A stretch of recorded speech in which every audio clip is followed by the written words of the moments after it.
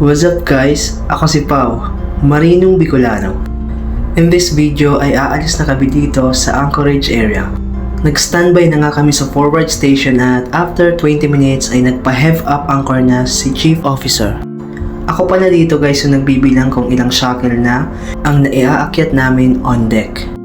Bale, 6 shackle pala yung nilet go namin nung nag-angkorahe kami dito sa Kelang, Malaysia, Anchorage. Medyo matagal din kami palutang-lutang dito sa gitna ng dagat. Almost 2 weeks din kami nagstay dito. At ngayon na nga yung schedule namin na pumasok doon sa port para masimulan na yung loading operation ng barko.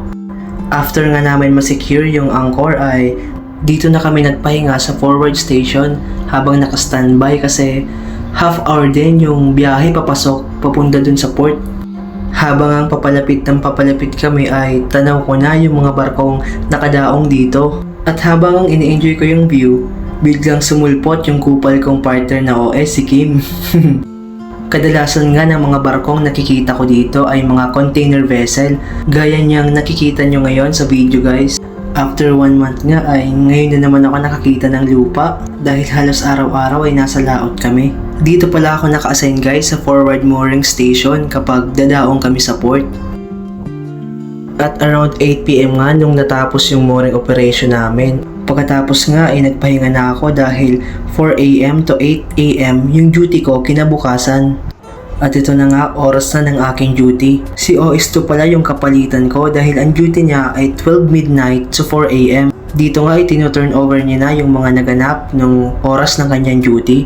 10 to 15 minutes pala guys ay dapat nasa labas ka na para makapag-turn over at para sakto din yung oras ng pag-out niya. Ito guys ang mga logbooks. Ang color black ay visitor logbook. Dito ay isusulat mo lang kung ang time in at time out ng mga bisitang papasok sa loob ng barko. Ito namang color blue ay operational logbook. Ilalagay mo lang yung mga oras kung anong operation ang ginagawa dito sa barko. Ito nga pala yung kapartner kong AB. Siya yung kapartner ko dito sa duty. Kapag nakadaong pala kami guys ay every 4 hours lang yung duty namin. Kami ng partner ko dito ay naka-assign ng 4 AM to 8 AM ng umaga at 4 PM to 8 PM naman kapag sa hapon. Isa rin pala ito sa trabaho ko bilang OS, ang magbantay ng gangway na dapat ay nasa tamang posisyon ito palagi dahil ito yung main access para makaakyat ng barko. At isa rin pala sa responsibilities ko ay ang mooring rope, pag-a-adjust ng luped kapag low tide at high tide. Around 5 AM nga ay nagbukas na kami ng bodega dahil mag-uumpisa na yung loading operation.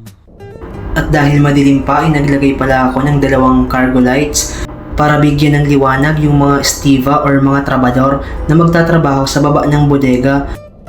Ang ikakarga pala namin guys dito sa port ay mga steel bars or yung mga mahabang bakal. At around 5:30 nga ay nag-start na yung loading operation. Ganyan pala guys yung itsura ng steel bars na kinakarga namin. Bale 5 pala yung bodega ng barko namin guys, pero cargo hold number 1 pa lang ang sinimulang kargahan. At another info guys, bulk carrier pala ang tawag sa barko namin. At dito nga ay nag-adjust na kami ng mga lubid dahil around 6 AM to 8 AM ay pa-low tide. Ang purpose pala guys ng pag-adjust ng mga lubid na to ay iwasan ng sobrang tensyon dahil baka maputol ito at para din hindi humiwalay ang barko sa tamang posisyon nito.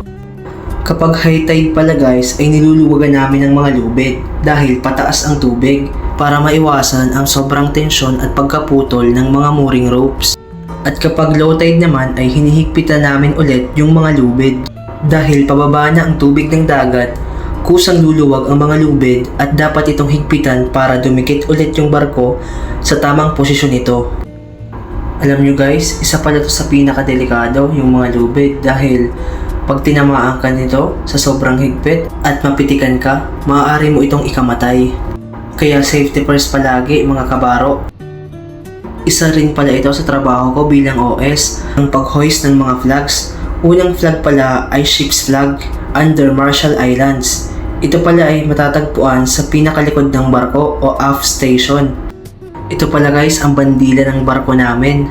Kapag umaga ay 7 AM ako nagtataas ng mga bandila at 7 PM ko naman ito ng gabi ibinababa sa oras ng aking duty. Napaka-supportive talaga ng kapartner kong AB dito. Siya pa yung nagkuha sa akin ng video. Oh. May instant videographer na guys. Buti na lang hindi kupal yung partner ko. Kumusta kaya yung iba dyan? Sige nga, itag mo nga sa comment section kung sinong mga kupal dyan sa barko nyo. Joke lang guys. Next flag pala na itinaas ko ay ang Malaysian flag.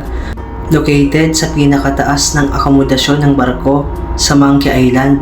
Isang batas ng pagtaas ng bandila kung saang bansa nakadaong ang barko. At isa na rin itong pagpapakita ng respeto. At tapos na nga yung duty ko guys. 4 PM ng hapon to 8 PM naman ng gabi ang aking sunod na duty. Usually guys, pareho lang naman yung mga ginagawa ko ng madaling araw sa oras ng duty ko ngayon.